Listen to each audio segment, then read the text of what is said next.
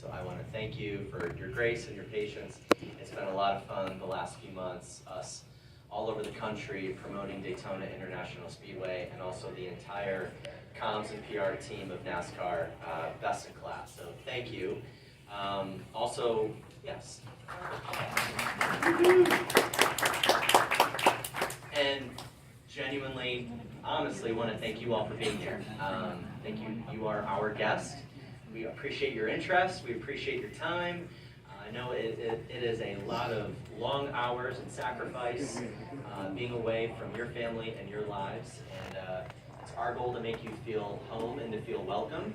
And if there are things that we can do to make your stay better, we can't change what we don't know. So if it's little things of the food or whatever, just we're here for you. We're grateful for you. And we're really hoping for an awesome race today. And with what we've seen, we feel good about it. So to your lead-in question, we've been having a ton of fun this year. I mean, our season really starts right after Christmas. World Karting Association is here. Dirt Oval Sprint Course in the infield turn 3, as well as the Enduros. And it was a record-setting turnout for the whole karting community. And I love that as a former karter, and knowing that it is a very family-centric piece. The Rolex this year rolling into that, the 61st running of the Rolex 24. Rolex was able to fully support it this year. They were on pause through the pandemic, but their leadership, they shoved all in and brought back all of the big show that they always bring. 61 cars taking the green flag. I think there was some anxiety of the new car, right? Is it gonna make the full race? What's gonna happen? I mean, and it was just awesome racing the whole time, and it was the highest attended Rolex event in the 61 years. So the infield was slammed, the stands were packed as you get into NASCAR Turn 1. Personally, I thought it was really cool that stands are always full for the start, and then people migrate to the infield, but it felt like when dinner time was over, the stands filled up again. So, and I gotta say the weather was awesome. It was freezing the year before, to where it was beautiful weather like this. So speaking on behalf of the entire staff here, we just had great momentum leaving the Rolex and kind of chest out, feeling some swagger, getting into Speed Weeks presented by Advent Health. And the numbers are there as well. What we just talked about with Craftsman Truck Series, it's great to welcome them back. The walk-up that we had was through the roof. Yesterday was a big event.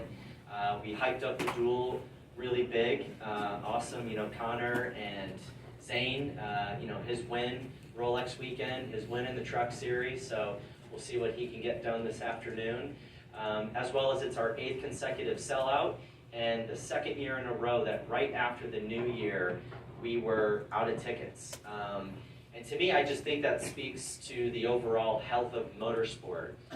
2 wheels and 4 wheels. I was in Anaheim for A1, Angel Stadium sold out, I think 41,000 people. Myself and my team were already we've been getting ready for Monster Energy Supercross that'll be here March 4th, and we're expecting record crowds there. So from our point of view, we're having a ton of fun. We are excited for the day. Breland doing the anthem, Dirks Bentley, we know he knows how to get a party going, so excited for him to be out there.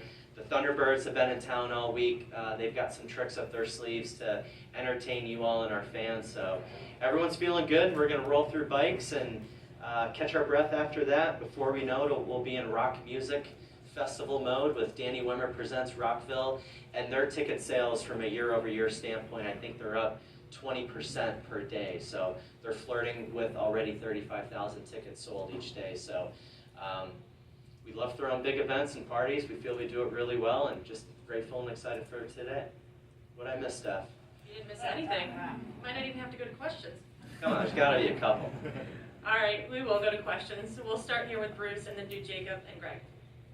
Frank, if you could contrast what you had to go through last year with supply chain shortage, with worker shortage, it was a struggle to get everybody together, because you talked about that a year ago, about the challenges.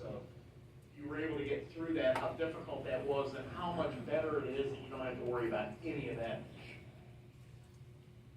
Yeah, it's It was a big concern, a lot of anxiety leading into the event, in particular guest services, security, you know,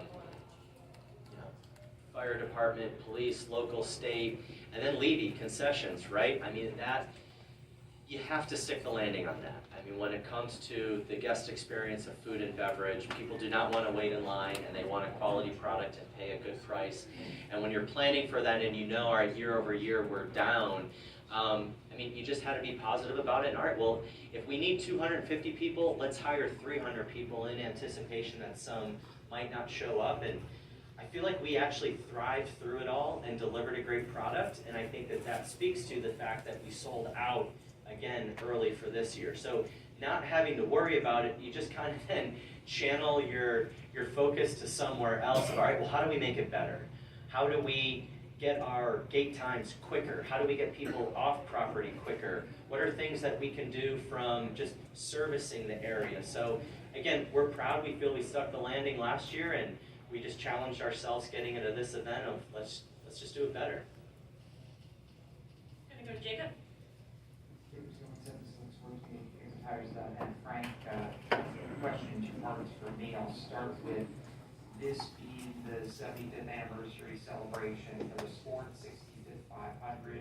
Last year, I'm sure, was a lot of just, you know, figuring out how to make everything go with it being your first 500 in this role. But what have you been able to feel this week from a historical standpoint, a dynamic standpoint, atmosphere? I mean, what feels different this year compared to your first one last year? I still remember my first Daytona 500. I volunteered. It was 2003. Before that, I was hired. I was on the backstretch, and seeing the Home Depot car rip around turn 2 was, you know, an emotional moment for me. You know, a garage kid in Pennsylvania who never thought that I would get to Daytona, and here I am volunteering. So there's still a race fan in me.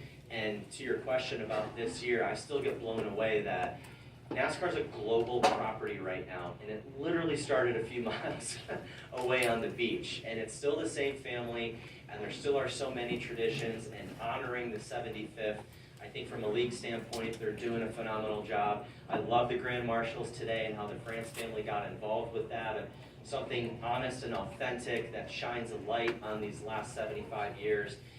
For the 65th, you know, full-time employee now for 20 years, I think you just feel it in the town. And like unsolicited, the comments and remarks of, there's a lot of people here.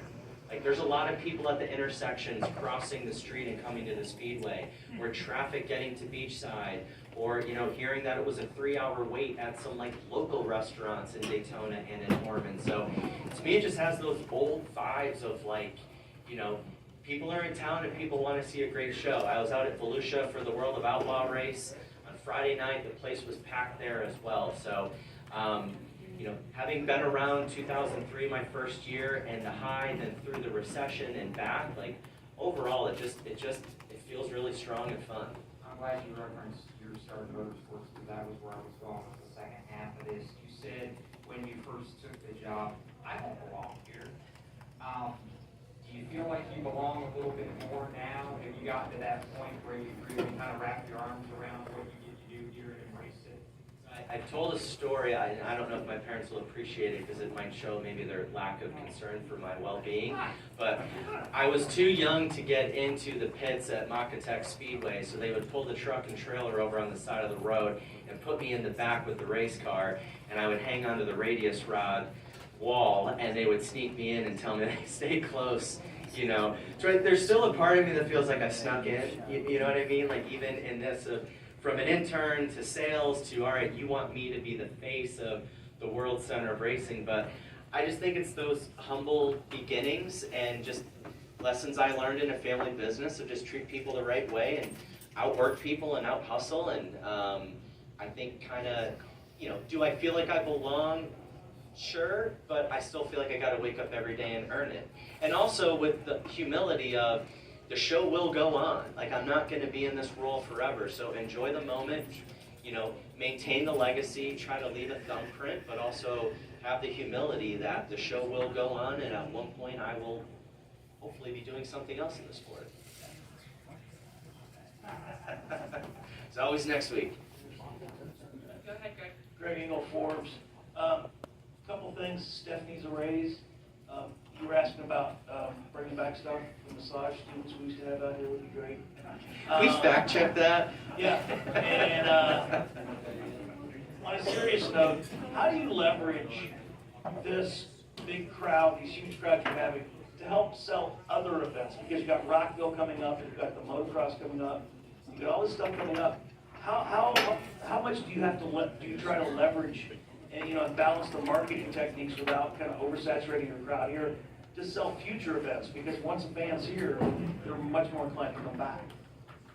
Yeah, I think, fundamentals starts in the parking lot. The people that are greeting you and parking you, and if you have a question, where's lot 3? What is that engagement like? Because that starts your day. So to make sure that that starts well, so when you're exiting, that it is clear of how you leave, and while you're on property, that we nail all those fundamental things. And so yeah, we're definitely gonna wanna let them know, hey, we got a lot more really cool, fun stuff going on here. Why don't you come back? But you nailed it, right? Because if we don't win the Orlando market, the Tampa market, the Jacksonville market, we're not in a spot of, 8th consecutive sellout. But then when we start looking at marketing plans for Supercross and Rockville, it still is the backyard. So yeah, I mean, it's a little bit of science and it's a little bit of gut that once you get people comfortable coming here and knowing that, I still love all of our ancillary events. Kids 12 and under are free, and you can still bring a cooler in, and there still is free parking. I think those are lasting memories that when we are promoting a Rockville, there's just a good feeling of that is a great venue and great people, and let's go back and do it. Let's go do something different. All right, well, we're ready to do it. Let's race, guys. Thanks for joining us. Thank you all. Enjoy the day.